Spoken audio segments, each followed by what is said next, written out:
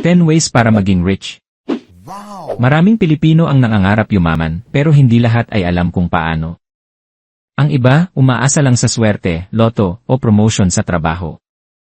Pero ang tunay na pagyaman ay hindi basta hinihintay, ito ay pinaghihirapan, pinaplano, at ginagawa araw-araw.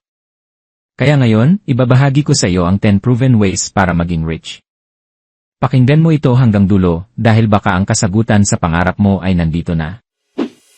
Una, mag-ipon ng maaga. Ang pagyaman ay nagsisimula sa simpleng disiplina ng pag-ipon. Mas maaga mong sinimulan, mas malaki ang magiging resulta. Kahit tig 20 pesos araw-araw, kapag consistent, lalaki rin ito sa paglipas ng panahon. Ang maliit na halaga ngayon ay pwedeng maging daan sa malaking puhunan bukas.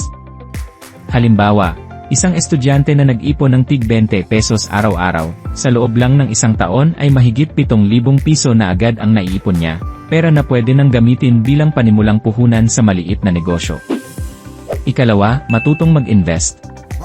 Kapag iniwan mo lang ang pera sa alkansya o bangko, unti-unti itong nababawasan ang halaga dahil sa inflation. Kaya dapat mong pag-aralan ang tamang pag-i-invest.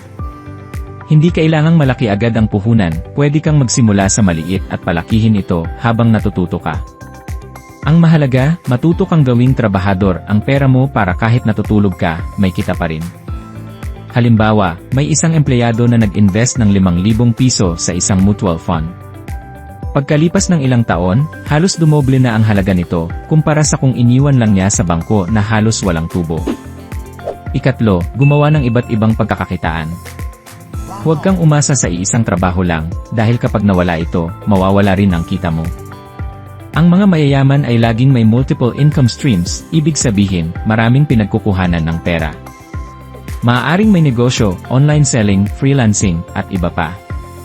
Sa panahon ngayon, napakarami ng oportunidad online na hindi nangangailangan ng malaking kapital. Halimbawa, isang guro ang nagtuturo sa umaga, pero sa gabi ay nagbebenta ng baked goods online.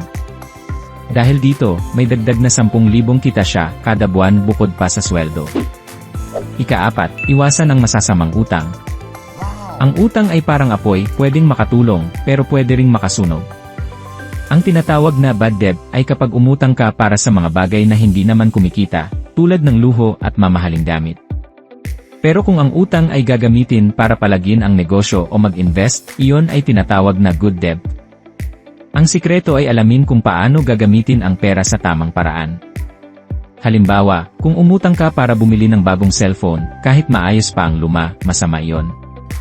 Pero kung umutang ka para makabili ng oven na gagamitin sa paggawa ng cupcakes para ibenta, iyon ay magandang utang. Ika-5, ibenta ang iyong kakayahan, hindi lang ang iyong oras. Maraming tao ang nabubuhay sa sistemang sahod kapalit ng oras. Pero kung gusto mong yumaman, dapat mong ibenta ang skills mo. Kapag nagbenta ka ng talento, mas mataas ang halaga at mas malawak ang pwedeng marating. Pwede kang magbigay ng serbisyo online, gaya ng pagsusulat, graphic design, programming, o kahit simpleng content creation. Halimbawa, may isang graphic designer na dati ay sahod lang ng minimum wage. Nang nag-freelance siya online, umabot ng 50,000 ang kinikita niya kada buwan dahil sa galing niya sa Canva at Photoshop. Ika-6, magtipid sa pamumuhay. Ang isa sa mga hadlang sa pagyaman ay ang tinatawag na lifestyle inflation. Habang lumalaki ang kita, mas lumalaki rin ang gastos dahil sa pagbili ng mga bagay na hindi naman kailangan. Tandaan, hindi mo kailangang magmukhang mayaman para yumaman. Ang tunay na mayaman ay hindi laging nakikita sa suot o gamit, kundi sa dami ng ipon at investment accounts. Halimbawa, may dalawang magkaibigan na parehong kumikita ng 30,000 kada buwan. Yung isa, bumibili agad ng bagong sapatos at gadget. Yung isa naman, ini-invest ang sobra. Pagkalipas ng 5 taon, ang nag-invest ay may 100,000 na, habang yung isa, wala pa ring ipon. Ika-7, makipag-network sa tamang tao. May kasabihan, tell me who your friends are, and I'll tell you who you are. Kung ang mga kasama mo ay walang pangarap, malamang maaapektuhan ka rin. Kaya dapat makihalubilo ka sa mga taong mas matalino, mas may karanasan, at mas determinado kaysa sayo. Ang tamang kaibigan ngayon, maaaring maging katuwang mo sa negosyo bukas. Halimbawa, isang call center agent ang sumali sa isang seminar tungkol sa negosyo. Doon niya nakilala ang kanyang magiging business partner, at ngayon ay may online clothing shop na silang dalawa. Ikawalo, magbasa at mag-aral ng palagi. Ang pinakamalaking puhunan na hindi nananakaw ay ang kaalaman. Habang mas natututo ka, mas lumalawak ang oportunidad. Hindi lang ito nakukuha sa paaralan, pwede kang magbasa ng libro, manood ng educational videos, o makinig sa podcasts. Ang bagong kaalaman ay nagbubukas ng pinto sa mas matalinong desisyon sa pera at sa buhay. Halimbawa, isang tricycle driver ang nag-aral online ng basic computer skills. Pagkalipas ng ilang buwan, naging virtual assistant siya at mas mataas pa ang kinikita kaysa sa pamamasada. Ika-9, magtayo ng sariling negosyo. Hindi ka yayaman kung habang buhay kang umaasa sa sahod. Ang negosyo ang may unlimited income potential. Kahit maliit lang ang panimula, basta may sipag, tiyaga, at sistema, lalaki rin ito.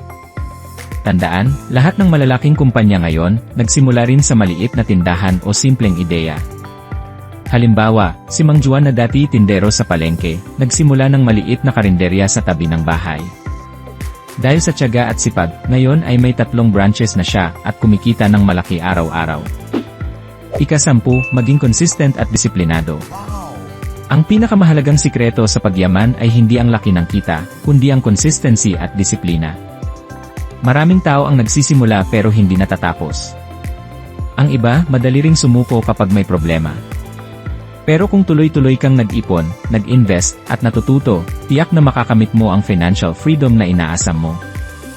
Halimbawa, isang empleyado na nag-ipon ng 100 piso araw-araw.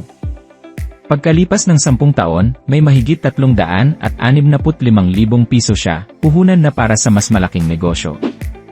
Kung gusto mong yumaman, hindi sapat ang manood lang ng video na ito. Kailangan mong kumilos ngayon. Simulan mo sa maliit na bagay, mag-ipon, magbasa, maghanap ng extra income. Tandaan, ang pagyaman ay hindi aksidente, kundi resulta ng tamang diskarte, mindset, at determinasyon. Sa 10 paraan na ito, alin ang sisimulan mo agad ngayon?